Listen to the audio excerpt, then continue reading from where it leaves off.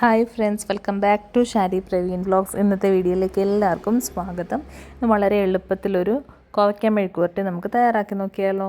ആദ്യം തന്നെ കോവയ്ക്ക നന്നായിട്ട് കഴുകി കട്ട് ചെയ്ത് നീളത്തിലാണ് കട്ട് ചെയ്തെടുക്കുന്നത്. നീളത്തിലോ വട്ടത്തിലോ എങ്ങനെയായാലും നമ്മുടെ ഇഷ്ടത്തിന് എടുക്കാം.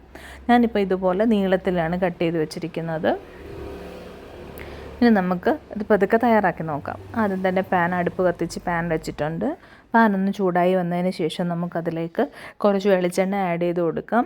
അപ്പോൾ വെളിച്ചെണ്ണ നന്നായിട്ട് ചൂടായി വരുന്ന സമയത്ത് നമുക്ക് കുറച്ച് ചെറുതായിട്ട് അരിഞ്ഞ് വെച്ചിരിക്കുന്ന തേങ്ങാക്കൊത്ത് അതിലേക്ക് ആഡ് ചെയ്ത് കൊടുക്കാം. ഈ കട്ട് ചെയ്ത് വെച്ചിരിക്കുന്ന തേങ്ങാക്കൊത്ത് നമ്മൾ ആ ചൂടായ എണ്ണയിലേക്ക് ഇട്ട് കൊടുക്കുകയാണ്.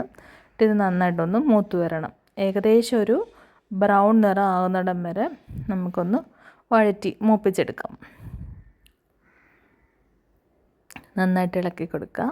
അപ്പോൾ ഏകദേശം ഒരു നിറം മാറി ഏകദേശം ഈ ഒരു ബ്രൗൺ നിറമാകുന്ന സമയത്ത് നമുക്ക് അതിലേക്ക് ഒരു 4-5 ചുമന്നുള്ളി ചെറുതായിട്ട് ചതച്ചെടുത്ത് വെച്ചിട്ടുണ്ട് ഇതുപോലെ. എന്നിട്ട് അത് നമുക്കിതിലേക്ക് ആഡ് ചെയ്ത് കൊടുക്കാം. ചുമന്നുള്ളി നമ്മൾ അതിലേക്ക് ആഡ് ചെയ്തിട്ട് നന്നായിട്ടൊന്ന് വഴറ്റിയെടുക്കണം. നന്നായിട്ട് ഒന്ന് വഴണ്ട് വരുന്നിടം വരെ നമ്മൾ നന്നായിട്ട് ഇളക്കി കൊണ്ടുകൊടുക്കുക. ഏകദേശം അതൊന്ന് നന്നായിട്ടൊന്ന് വാടി വരുന്ന സമയത്ത് നമുക്ക് അതിലേക്ക് കട്ട് ചെയ്ത് വെച്ചിരിക്കുന്ന നമ്മുടെ കോവയ്ക്ക അതിലേക്ക് ആഡ് ചെയ്ത് കൊടുക്കാം. അങ്ങനെ എല്ലാ കോവയ്ക്കയും നമുക്ക് ഇട്ട് കൊടുത്തിട്ടുണ്ട്. ഇനി അതിലേക്ക് നമ്മൾ എടുത്ത് വെച്ചിരിക്കുന്ന സവോളയും ഒരു 2 ചെറിയ സവോള കട്ട് ചെയ്ത് വെച്ചിട്ടുണ്ട്, ഒരു പച്ചമുളകും അതും കൂടെ അതിലേക്ക് ഇട്ട് കൊടുക്കുക.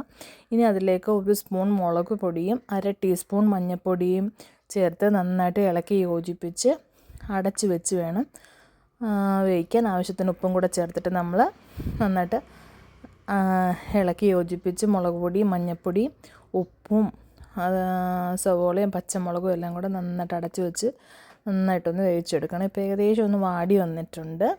ഇടയ്ക്ക് ഇളക്കി യോജിപ്പിച്ച് കൊടുക്കണം. ഇത് ആവിയിൽ വേണം നന്നായിട്ട് കുക്കായി വരാൻ. അതുകൊണ്ട് തന്നെ തീയൊക്കെ കുറച്ചിട്ട് ഇടയ്ക്കിടയ്ക്ക് നമ്മൾ നന്നായിട്ട് അടിക്ക് പിടിക്കാത്ത രീതിയിൽ ഇളക്കിയെടുക്കണം. ഇപ്പം നല്ലതായിട്ട് കോവയ്ക്കൊക്കെ ഇപ്പം നന്നായിട്ട് വെന്ത് നല്ല സോഫ്റ്റ് ആയിട്ടുണ്ട്.